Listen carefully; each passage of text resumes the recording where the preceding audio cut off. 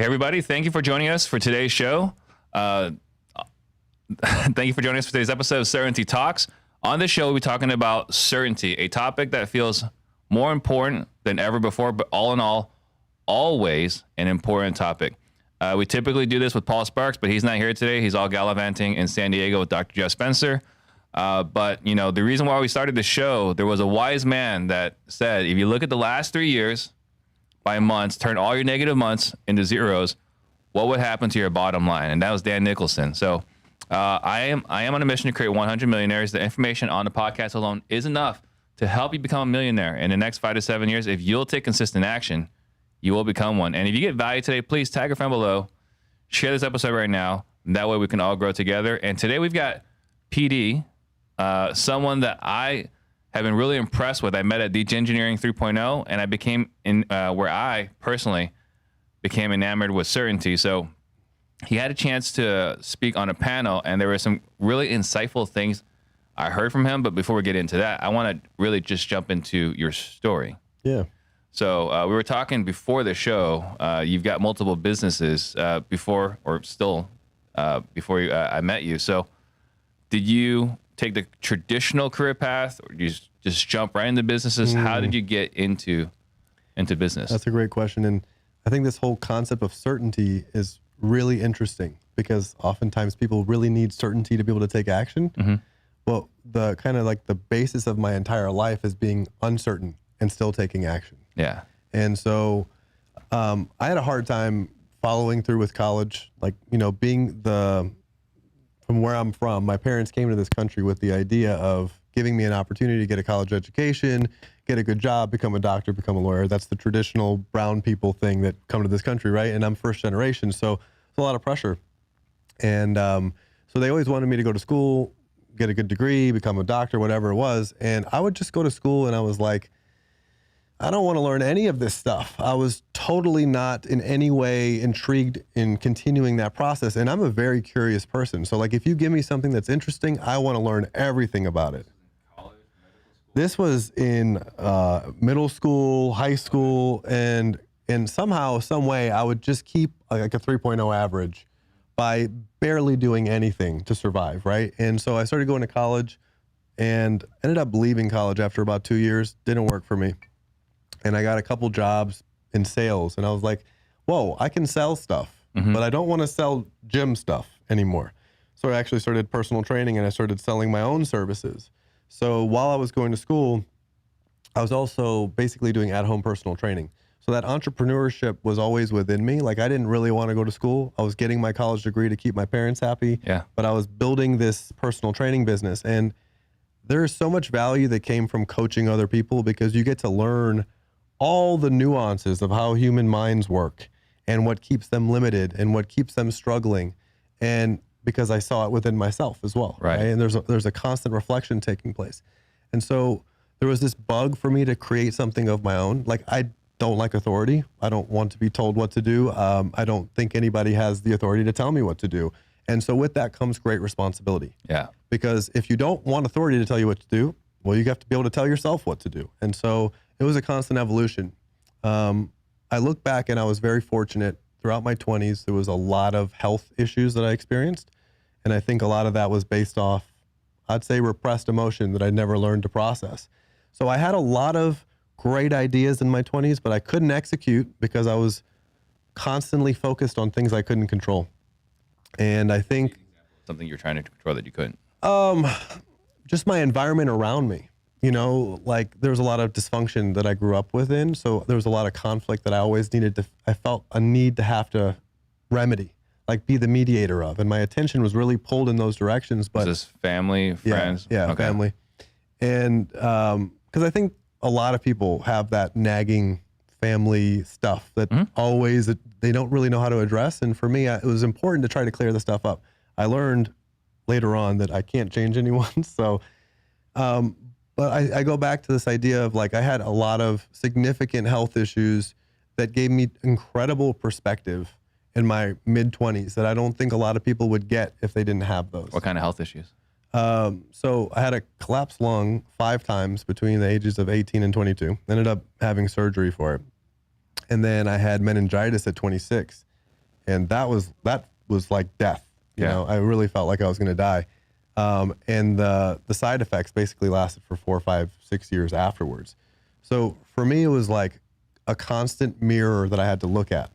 I always had myself right in front of me, and I had to account for that because like I was dealing with so much shit at the time that felt like it was out of my control. But I come to know now that it was actually all in my control, right? And so that was a great opportunity for me to learn how to deal with a bunch of shit that comes with entrepreneurship, that comes with having a ton of responsibility, that comes with the unknown. Right. And so I evolved that personal training business eventually into starting my own gym because of the side effects I would have from meningitis. I had a ton of joint issues and muscular issues. And so I made it a point to learn how to become an expert at helping people with that. Yeah. And so I created my own gym. And that was a really successful gym, but I learned very quickly that it wasn't what I was supposed to do. It was the thing that I thought people would approve of because I finally accomplished something, right? Yeah. And I got into crypto at the same time, and I made a ton of money in crypto. So when was this that you? 2017. So 2017, you got a successful gym. Yeah. Where? This is in Alpharetta, Georgia. Okay. Yep. And so you got a successful gym, and then you start dabbling in crypto. Yes, I was at that time. I was dabbling. What felt like I was swinging around heavy money was just dabbling at the time. And so any money I was making, I was just funneling into Ethereum at like $60 or $70. Yeah. And everybody thought I was crazy. And then Ethereum 20x that year, and everybody thought I was a genius. And then I thought I was a genius, and then I lost everything. that's like the trap we all fall into. Yeah. So it was really interesting because like 2017 was an incredible year. It was my first year owning my gym. My business took off immediately. It was like everything I knew that I was capable of all happened right away. I took all that money that I made, I invested it into crypto, that 10x'd. And I'm like on top of the world, like, yes, I figured it out. And then 2018, 2019 was a bear market, and all I did was buy the dip. So all I did was get crushed for 2 years. And so those were... You still have your gym in 2018, 19? Yeah, I didn't actually close my gym until September 2020 because I just didn't want to deal with all the political stuff that was taking place. Yeah. And like all I had to do to keep my gym open, which was like what I had learned at that time was very small money. Because I'm very fortunate. So there was a point in 2019 where I got tired of the gym stuff, but I knew that I had something that I could leverage. So I was like, well, why don't I try the online space? Let's see what that's about. I see some people's ads running by me. And I've also learned from people that run ads for me for my gym. And through them, I've kind of opened my world and my network to some other ideas. At that time, I didn't even know what online marketing was. I had no clue. I was just in my gym running my 12-hour, every single day grinding. And so I came across some online internet marketing coaches, and I was like, well, I can give that a try. All these people are doing it. Yeah. I hired a couple people to film some videos for me, run some ads for me. 6 months of just crickets. Nothing happened. I didn't know what the hell I was doing. And by this time, I'm so deep into debt. I owe a significant amount of money to my parents. My business has fallen off because all my attention was into crypto by this time. And so it was a struggle. I put this coaching program on a credit card. It was like another $10,000. And that was the turning point. I made a sale within the first couple of weeks. It was like an $8,000 sale. So a coaching program for helping with internet marketing. Yeah, they were teaching me how to market my service, which was like Got it. health coaching services, right? But Okay. I just had a kind of slightly different approach to the traditional health coaching. And so once I made that first $8,000 sale over the phone, it opened my eyes to a whole different world. A few months later, I had a bunch of success in a coaching program. He asked me to come partner with him, and that business ended up taking off. And we did a few $1 million the first year we were in business. And that's actually what led into COVID. We took off during COVID. So I was able to close my gym because our business took off during COVID. And I was actually teaching other gym owners and other personal trainers how to do what I've been doing.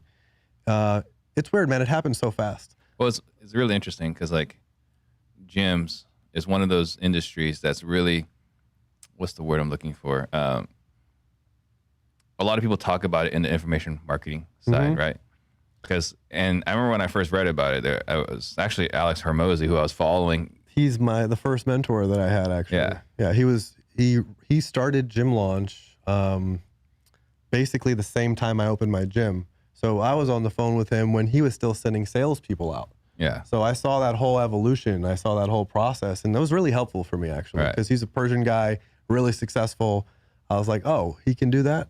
Yeah. Okay, so I can do that too. And it's really just being yourself. But what's interesting is like, oh, so like there's all these guys selling gyms. So like, you know, obviously there's a super profitable business. Then you hear like, actually, this is one of the most cutthroat industries to get into. When I opened my gym, I was like one of maybe 3 or 4 gyms in the area. By the time Hormozy caught on, there was like 15 gyms in a square mile radius of like 3 or 4 miles. The competition was ridiculous, and everybody was running ads, and they were all running Hormozy's ads. So it was everybody making the same offer to everyone, and I was like, this is awful. I hate this. Like, isn't that why I got into business? I see how it's profitable. I see how it's working, but I'm not emotionally connected to a bait and switch. You know, it just didn't work for me, which is great because I've always followed that intuition. Like, if it doesn't work for me, if it doesn't align with, you know, my principles, I just move forward. And it really does kind of fall into this idea of certainty. I see in the world so often that people need all the answers. They need a clear map. They need everything to be laid out for it to work for them. But if that was the case, like, everyone could do it, right? So there needs to be some layer of like courage or, you know, gumption where you can take risks without knowing and see what happens, and then evolve once you receive new information. And that kind of falls right into the principles that, you know, through certainty. So it took off 20x in 17, 18, and then you had this bearish market where, so you were a genius, and then you were depressed. Then I was an idiot. Yes. Right. When did it turn back around? Well, for you, the beauty of my life is like when it rains, it pours, in the best ways and sometimes in the worst ways. But I always make the worst ways into the lessons that make the best ones really valuable. So like everything was kind of messed up for me in 2018, 2019. And then 2020, when COVID happened, our business started really popping off. And at the same time, I was taking all that money and investing it into the dip when the crash happened. So when I saw that crash happen and the money printer was going to start printing digital stuff on the screen, I was like, I need to get my money out of the dollar. And I was telling everyone I could get a hold of. I actually started sharing my journey with crypto publicly on Facebook. And at that time, there wasn't a lot of Facebook gurus. And I never really wanted to be the guru. I just wanted to share what I saw that I felt like a lot of people weren't even paying attention to. And that was, you know, the corrupt nature of fractional reserve banking and the way that money can be printed on demand. I just felt like this doesn't make sense. It makes it makes zero sense, and it's one of those things where you sleep pretty good when you believe it. Well, it's like Santa Claus. You sleep with nightmares, but you're sleeping, so at least you know that you can sleep, right? But it's like Santa Claus, right? Like you believe like everything's good, and then you find out how it really works, and it's kind of depressing. Yeah, and for me, it's empowering. Yeah, because it justifies all of my inclinations, all of my intuition, all of like the gut feeling that I've always followed. That's a hard thing for most people because uncertainty is like goes back to this idea I need to know everything, but your intuition knows. It doesn't need all the external information sometimes. And everything that I felt has been off is now I'm seeing, like, regardless of principles or intuition, it's all manipulated, right? All these markets are driven by a few people, and that's not to say negative or positive. It's just the way it is. It's just the way that it is. Was it the creature from Jekyll Island? Right? If anyone really wants to get into this, like look into that. That's really good. So all right. So you're talking about this on social media. You're saying on Facebook at that time? Yeah, I was posting like crazy on social media at the time. Like all these coins that are now what we think cheap, they were like 3-4 times cheaper than this. And I was just buying everything up. And every time I would get a paycheck, I was like, I'm putting it all in. I'm putting it all in. And sharing it along the way. And it's funny because a lot of people that are in my circle now came to me and they were like, hey, I'm not going to lie to you. When you were sharing all that stuff, I was hoping you would lose and fall on your face so I could laugh. Yeah. But I started seeing like it was working and you were making money. And look, there's something to be said. I got lucky that my intuition was right then. You know, there's plenty of other times where my intuition told me something and it was wrong. So, you know, like I got lucky that one time it worked, and that was kind of the catalyst. You know, business kept taking off in 2020, and crypto just kept making what I was making even more. And really, I saw an out, because as much as I love coaching people and helping people, I also know that when my heart is not in it, I'm not really there for them anymore. I'm there because I have an obligation. And so that's my time where I need to like step aside. Yeah. And fortunately, crypto afforded me that opportunity. And I was early, then I was late, then I was early, you know, enough times where it finally worked. Right. And I just learned, you know, I learned from my mistakes in the past, all the times that I continued to do the same things, hoping for different results. I started doing the opposite things this time, and it started working. And we created Moonshot. Somehow, some way, I was sharing all my stuff, and Mario was a friend of mine through a mastermind that we were in, and he reached out to me, and we were kind of just chatting here and there, and he started digging into shit coins, right? And these are like the highest risk coins you could possibly buy. The majority of them are literally created by people just to rug pull you. It's impossible, what seems like to me, to pick something that wins. And this guy just kept hitting on them. He was like 5 for 5. He turned $80 into 300 grand in a few months. And I was like, dude, what are you doing? Yeah. And by this time I had grown a pretty reasonable following of people who respected what I was doing, wanted to pay me for like just helping them. And I was like, I never really wanted to offer them anything. I never really wanted to sell them anything. But then when I saw what he was doing, I was like, wow, this is incredible. Like you have a system that works, and it's like he showed it to me step by step, exactly what he's doing.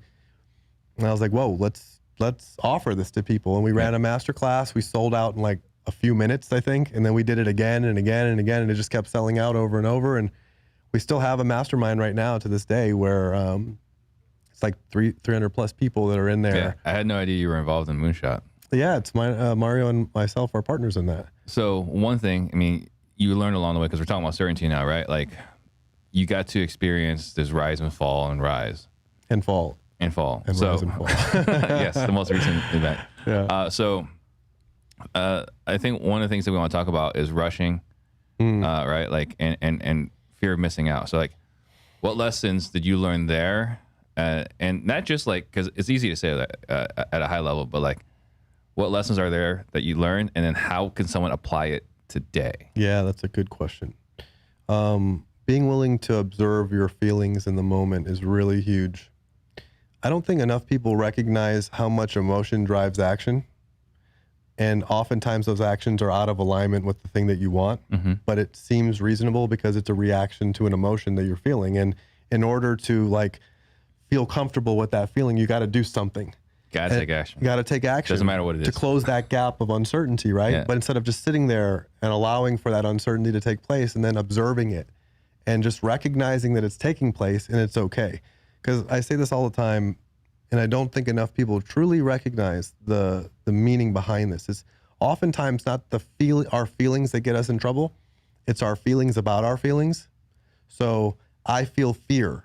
And because of that fear that I feel subconscious guilt and shame of it because I'm not supposed to be afraid, right? Society tells me fear is not right. Yeah. And so I'm consciously or subconsciously built to feel guilt and shame about the feelings that I'm having that I know society doesn't accept.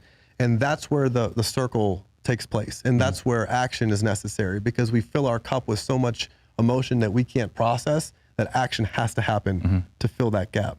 And so the thing that I've really started to implement for myself that helps me is learning how to be still, learning how to be self-observing, learning how to recognize those feelings, and then instead of having to act on them, just observing them. Yeah. Because that act in and of itself of observance allows for you to step back and be cognizant of self and all the stuff that's happening behind the scenes in your thoughts. Like there's multiple thoughts that take place in your mind, right? You know that there's a voice sometimes that tells you some stupid shit you don't want to hear. And then there's the rational mind. And observing allows for you to step out of the irrational thoughts, the irrational behavior. And Sometimes it's as simple as doing the opposite of what you feel inclined to do. Sounds a lot like stoicism. Yeah, absolutely. And it's something that Nick Peterson talks quite a bit about. So, I mean, it sounds like you kind of more or less concisely was able to explain, we all know to buy low and sell high. We all know it logically. And yet more than half, if not 80% or 90%, I think 85, 86%. Yeah, do the exact opposite. Yeah. And this is, I'll tell you from my experience, the thing that was really hard for me was when I did that, the guilt and shame that came with it, because I knew not to, and I did it anyway. Yeah. And then because I did that, I expected myself to behave the same way the next time, because I had set precedent for myself. Right, law of consistency. Yeah, exactly. And so it became a self-fulfilling prophecy at one point. It's almost like, I remember in my 20s when I would play basketball, I rolled my ankle a few times. And when I would go back to the court, my first thought would be, God, I hope I don't roll my ankle again. What do you think I would do? I'd roll my ankle again. Ankle. Yeah. Similarly speaking, especially in something so volatile as a crypto market, like, we just keep doing the same thing because it's what we know to do, not because it yields us the same result, but it's because it's consistent and we're comfortable with that consistency, even though it's ruining our fucking lives. What was it? The certainty of misery? Certainty of misery, yeah. People prefer the misery of uncertainty. Yeah, exactly. People would rather be really, really sure that they're going to have a terrible life than to be unsure that they might have a good life. And that principle in and of itself, if you learn to live by it, makes everything so much easier, but it requires a lot of like what's the word for it? Willingness to reflect on yourself, willingness to actually know that like, hey, there's an ego mind that's trying to control my reality by attaching my current behavior to my past experiences. Yeah. And so like that stuff is, I don't know. I don't need to know technology. I don't need to know the next best innovation. I feel really comfortable knowing myself, and because of that, being comfortable with my flaws, my weaknesses, and then that allows for me to kind of anticipate how other humans might think and feel and behave. So that gives me my unfair advantage, is I'm willing to see my own shit and then learn from it, apply it, and then it helps me see everything else a lot more clearly. And at the end of the day, markets are just a reflection of human emotion. Like the green and red candles are often merely just a digital reflection of how humans think and feel. Yeah. So the other thing I want to talk about is, fear of missing out. So I want to talk about fear of missing out, but then I'm going to ask you a more challenging question behind that. So let's talk about fear of missing out. Like, how does that lead into the craziness in the crypto world? Yeah.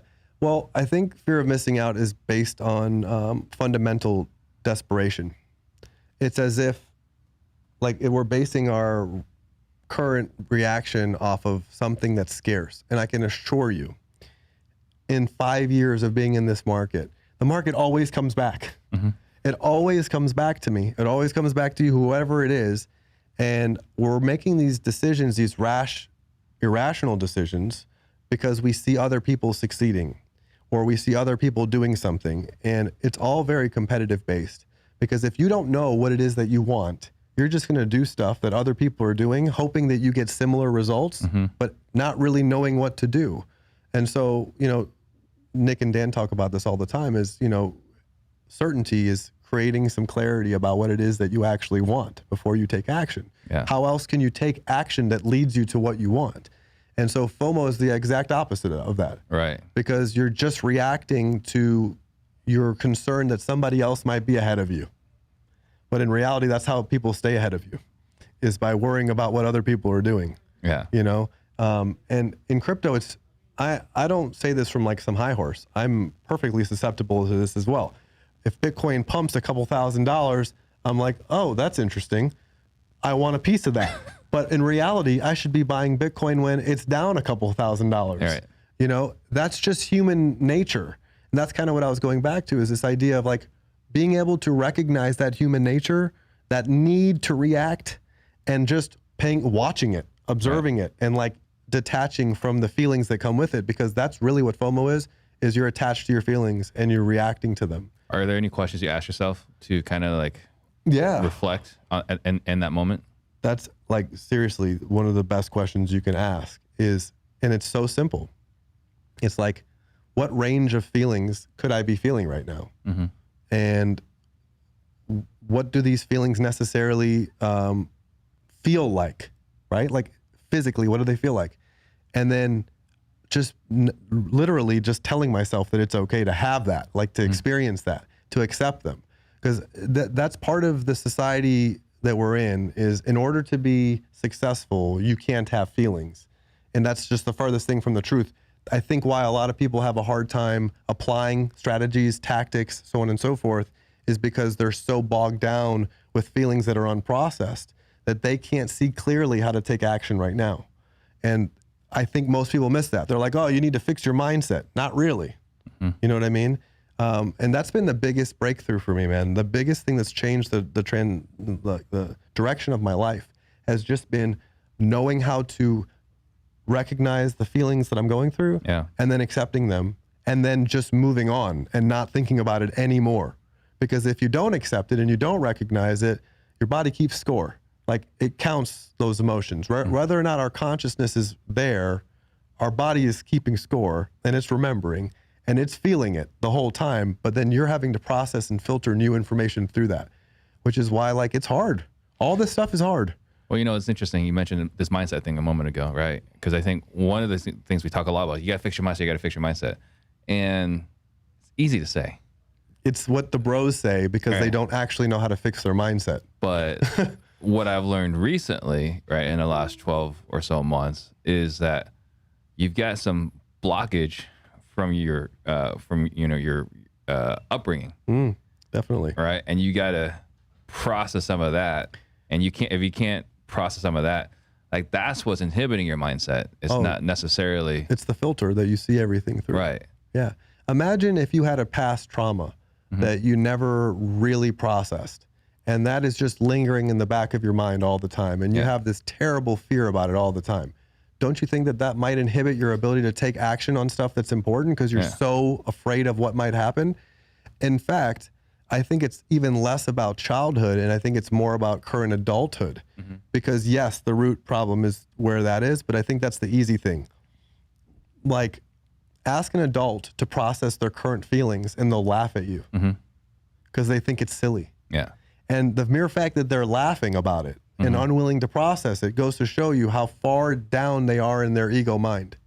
Because the ego mind, you've got to be able to willingly accept that it exists, but not fall susceptible to it constantly. Like, this is how you win in games of markets that are super volatile, is being able to separate yourself from your ego and being able to make decisions that make sense relative to what you want. It's not like science. It doesn't matter what the TA is. Like, TA won't matter when humans are acting irrationally.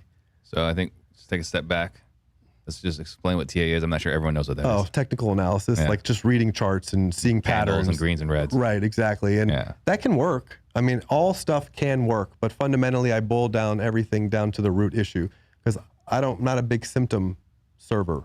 You know, I want to find the root and get to the end of it so that I can move forward. And I think a lot of the issues that happen in people having trouble in any market, whether that's real estate, crypto, stocks, whatever, is the guilt and the shame from the previous mistakes that compound over time, because it makes it foggier and foggier to be able to discern what's real and what's not through your current perception if you're basing everything off your past experience, and your past experiences have been losses. You know what I mean? Yeah.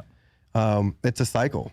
That's why markets are there. I wonder why people think that, like, markets exist. Why might a market exist? Some very wealthy people probably wanted to leverage their assets.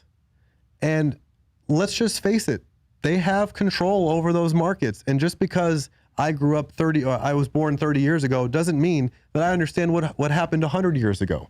Right. And I think a lot of us live through this paradigm of this current reality that we have couldn't have rooted far beyond what I'm capable of knowing and what people are capable of doing.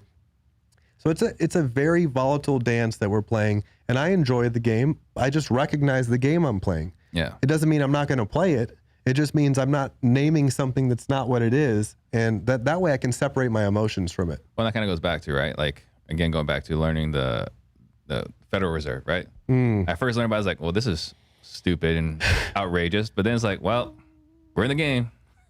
We still have to play the game. There was an interesting quote. I don't remember who it was from when it was said, and I'm paraphrasing it, but it was something of the ilk of like, anybody who understands how the system works will either utilize it for their own good or succumb to the system. Yeah. And neither party will ever complain. And it couldn't be more true. Yeah. Like, if you really know how to use the system, it is built for us. However, most of us do not actually know how to ever get to the point of using the system for what it's built for, because we're letting the system use us. Right. Yeah.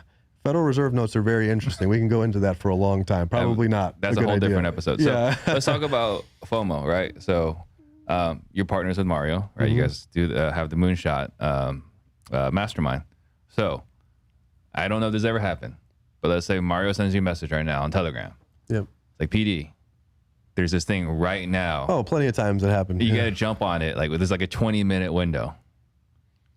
What do you do? Because this is rushing and FOMO. Well, it depends on the source, right? And it also depends on the relativity of what you're investing relative to how much you have to invest. So like, if you have $100 and your friend is messaging you and telling you, hey, you need to jump on this, I probably wouldn't put that money in. But if you have like $100,000 and your friend is like, hey, put $100 into this, and your friend has been successful doing this, then I'm far more likely to take the chance that he's going to do it, which is kind of what happened in 2021. But here's the thing, that it becomes more and more clear as we're in markets. These markets are all built on top of each other's liquidity. So really all this is a big liquidity squeeze. Like, people stack their money in, and then people take their money out. People stack their money up and then they take their money out. So like, either you are the exit liquidity or you're benefiting from exit liquidity. And I gotta tell you, I was getting exit liquidity left and right, because this is so funny. It's so easy to tell someone to buy something, but the profits are made when you sell. It's not easy to know when to sell, and it's not anybody's job to ever tell you when to sell or ever even tell you when to buy, to be honest with you.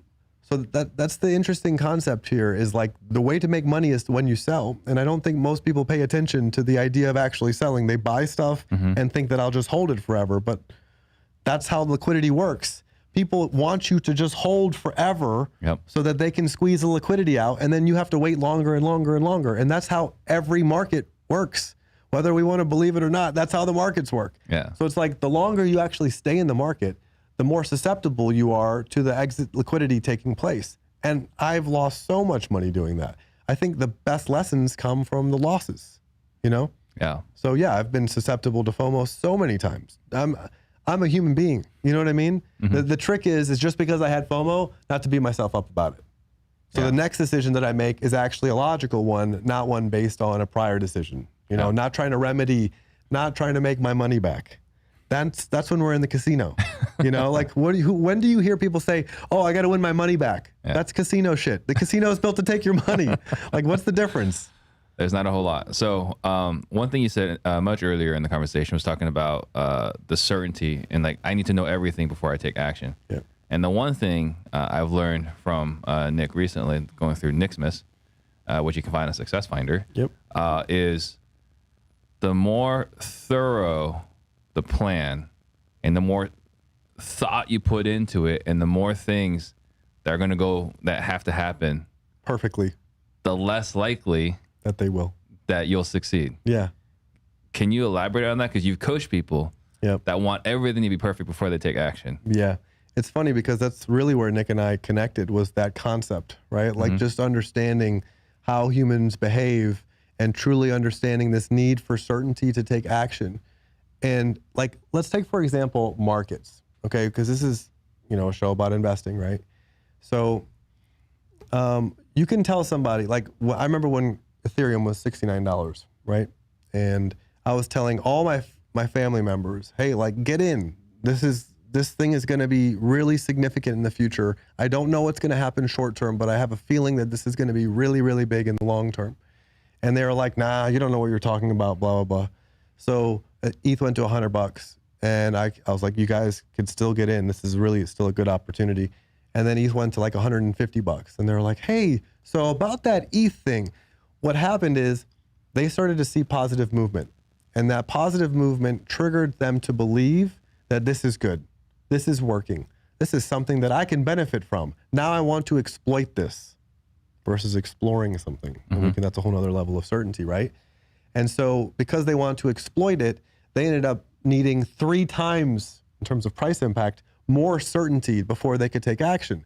So what really that means is all those people between $70 and $180 where they entered were needing less certainty to take action. And so through that need for more certainty, you take more risk because you waited longer. And so it's calculated, right? It's about knowing yourself, knowing your intuition, so that you can make calculated decisions on the fly when new information presents itself, versus having this very rigid plan of strict, like it has to be like this.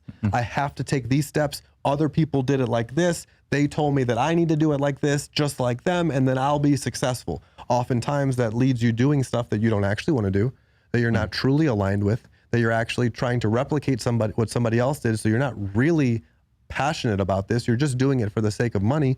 And so all those compounding factors lead you to be doing it for all the wrong reasons, with all the wrong energy, right? And late. So like you have more risk on the table actually. And so I think there's a counter belief. People think that if I have more certainty, there's less risk. Well, that would imply that the people who needed less certainty have more risk. Well, they do when it comes to doing something early, but they also have infinite upside that benefits from your needing certainty. You see what I'm saying? Yeah. And so like just from that principle alone, it doesn't mean the person who bought at 180 lost. It just means that they're susceptible to everyone who bought beforehand. Right. And similarly, like in business, like if you need the certainty for all these things to be established, for you to feel comfortable to take action in your business, by then people are probably already doing something different. Yeah. Because everybody is now doing this and it won't be as effective. Well, you got to see it with the Hormozy ads. That's why I was so grateful and appreciative of that experience, because it taught me so much about how someone can be really successful, and my innate urge to want to replicate what they do to have their success so that I could have the things that I've always wanted, when in reality, I just wanted to do the things that I wanted to do. And I have the choice to do that. And if you have the faith to just do the things you want to do all the time and not worry about the result, which means like, I don't need to be certain what's going to happen. I can just do what I want to do. I really just feel like whatever it is rewards you in some form or fashion, and people want to call that luck, but I just call that like a high risk tolerance that was rewarded. But look at that, right? So you got to benefit from it because you jumped in early, but then everyone that jumped in after you did not get the same upside. In fact, they were probably too late because it was no longer effective. And they waited longer to sell because they had less upside and saw how much upside other people had before them. And now they're comparing themselves to the people who got in, wanting to have the same results, but getting in 3 times later, and oftentimes becoming exit liquidity because of it. Yeah. You see, and I don't mean that in like some harsh, I mean, that's just what it is. If people truly understand how liquidity works, people put money in, people take money out. That is how it works. And if you want things decentralized, where there isn't a central figure like the banking system, the Federal Reserve, telling you how money should flow and how much money is printed and how they're rewarding your school loans back, you've got to be willing to deal with decentralization, which means incredibly high risk, which means needing to know yourself really, really well and how you apply yourself with tremendous volatility and risk. And those people who can maintain themselves throughout that generally benefit more than the ones who want less risk. And it doesn't make either person a better person. It just means one person is probably going to get better results. Yeah. And it's such a massive paradigm shift to go like the more certainty you have, the more risk, or the more likely you're not going to be able to achieve what you want to achieve. Yes, it is a paradigm shift, but it's actually the exact thing that we talked about fundamentally at the very beginning. It's doing the opposite of what you feel inclined to do through emotion. Yeah. It's the opposite. Everything that we have been led to believe is actually the opposite. And the more, because the opposite is actually aligned with intuition. It actually feels right. It actually makes sense. When you think about the banking system, it doesn't make sense, but we swallow it anyway. You know what I mean? Yeah. So if we actually aligned our behavior and our actions with things that make sense, imagine the benefits we could have. Right. Right? So, so you can see why, right? I was enamored, like your presentation when we met at DGen 3.0. And then you got something coming up? Yes. So we are doing the Grey Wolf Summit in November. We'll leave a link for, I think I shared the link for you guys. Grey Wolf Summit is going to be incredible. Just a bunch of thought leaders coming together to really create a community of people that are building something with a purpose. You know, like crypto stuff aside, the biggest contributor to all of this that makes us want to keep going is the community that we've built and the people in the community. And like, you know, the stuff we talk about today, it's not a common knowledge. No, it's you not. know, and it's not a common form of communication. It's nice to be able to have a community that speaks the same language, that you know, has the same principles, that is willing to develop these things together. So Grey Wolf Summit's going to be an amazing educational experience. Probably won't talk much about crypto at all. Yeah. But again, more about principles and knowing yourself and making yourself a better human so that it can allow for you to make better decisions. You know, people get really triggered by that. They're like, look, I want to make more money and I don't have time for this get better at me stuff. I want to make money now. And I'm like, okay. So, you know, we see where you are on your journey, and I totally empathize and I'm compassionate for you, but I'm just not in the same place where I can operate that way. So yeah, it's going to be a great event. I think it's November 10th and 11th here in Phoenix.